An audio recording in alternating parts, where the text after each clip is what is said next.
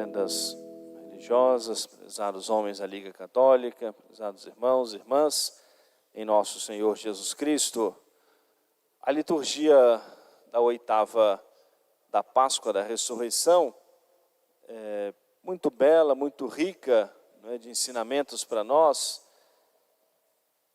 E é muito interessante, né, pelo Espírito Santo que vai inspirando também toda a liturgia da igreja, que durante essa semana a igreja vai nos mostrando os diversos momentos das aparições de nosso Senhor, a restauração e o fortalecimento da fé daqueles que estiveram tão perto de nosso Senhor, mas que ficaram também tão balançados, né, com os acontecimentos da paixão e da morte de Jesus.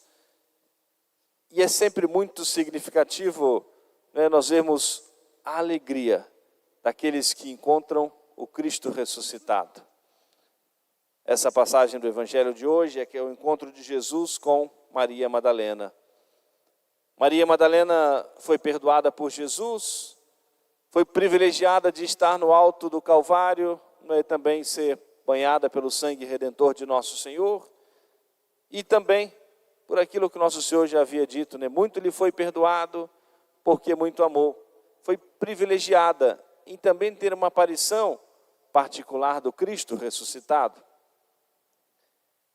A cronologia, né, da ressurreição é um exercício não é tão muito simples a gente encaixar todos os momentos, né, das aparições de nosso Senhor, mas basicamente na madrugada, né, do domingo, algumas mulheres foram ao sepulcro e não encontraram Jesus. Viram os anjos e receberam o anúncio da ressurreição e voltaram, né, para avisar aos discípulos, aos apóstolos.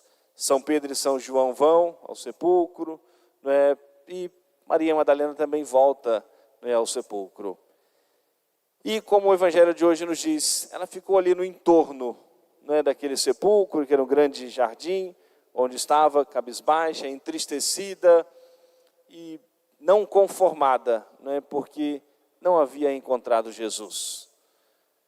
E ela, tão imersa na sua, né, na sua tristeza e na sua dor, cabisbaixa, né, sem rumo, né, no entorno, né, do sepulcro, e se aproximou dela. Né, um homem perguntou: mulher, por que choras?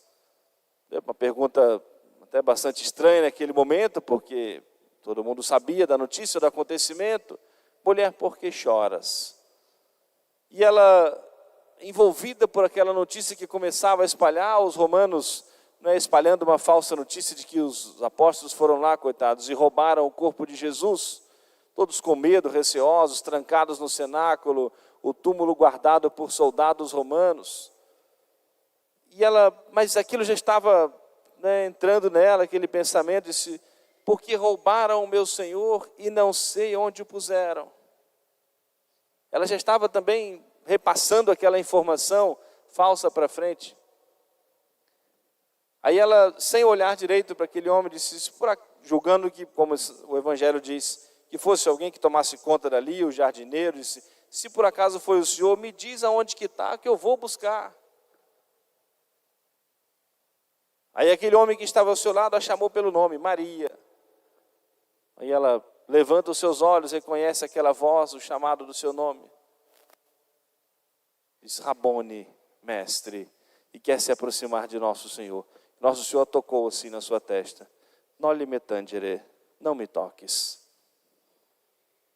As relíquias de Santa Maria Madalena, elas estão na França, e no seu crânio tem um pedacinho assim de carne incorrupto, né? E a tradição diz que é onde Jesus a tocou naquele dia, né?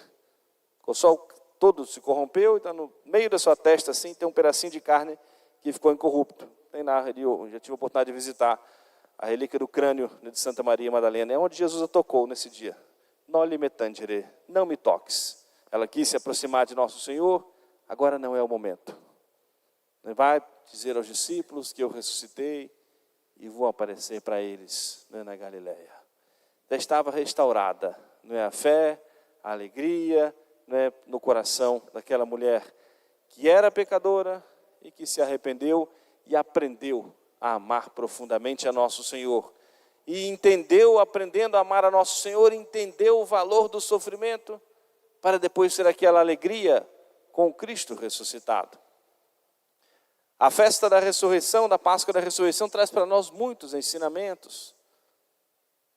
E nosso Senhor permitiu também essa fragilidade nos seus mais próximos, também para provar a todos que não têm fé a realidade e a veracidade da ressurreição, que não foi um combinado dos amigos de Jesus para inventar aquela historinha bonita e ter um final feliz e felizes para sempre.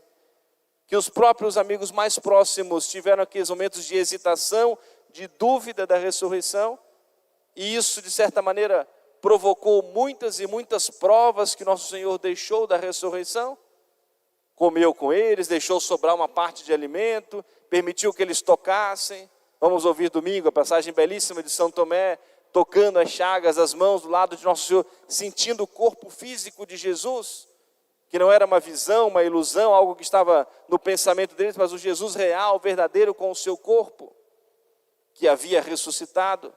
Então, a dúvida dos discípulos, dos apóstolos, multiplicou as provas da ressurreição, para confirmar para nós e para aqueles que também não têm fé, a veracidade da ressurreição de Jesus. E mostra o perdão, a misericórdia, a compreensão de nosso Senhor, muitas vezes com as nossas dúvidas, com as nossas dores, com as angústias do nosso coração. Nosso Senhor não condenou o choro dela, mas apenas que ela tivesse fé, que ela acreditasse. E valeria a pena, como valeu a pena, acreditar em nosso Senhor. E o quanto isso é importante para a nossa vida. O quanto é importante nós confiarmos, crermos na palavra do Senhor.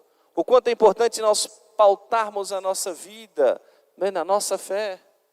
E aquilo que vai nos dar serenidade e paz, na hora de nós deixarmos esse mundo e partirmos para a eternidade, é termos perseverado, guardado até o fim a nossa fé. Aquele que perseverar, aquele que guardar a sua fé, aquele que for fiel até o fim, esse é que será salvo. A nossa fidelidade à nossa vida de oração, a nossa fidelidade nos sacramentos, a nossa fidelidade na reza do nosso Santo Terço, a nossa fidelidade na promessa da primeira sexta-feira do mês, na promessa do primeiro sábado do mês, em tudo que nós podemos e devemos ser fiéis e perseverantes. É tão significativo para nós quando nós vamos ao sepultamento de uma pessoa piedosa, devota, e encontramos às vezes um terço que foi desgastado, porque muitas vezes foi rezado, as contas do rosário que foram desfiadas muitas vezes. E Nossa Senhora prometeu a graça da nossa salvação.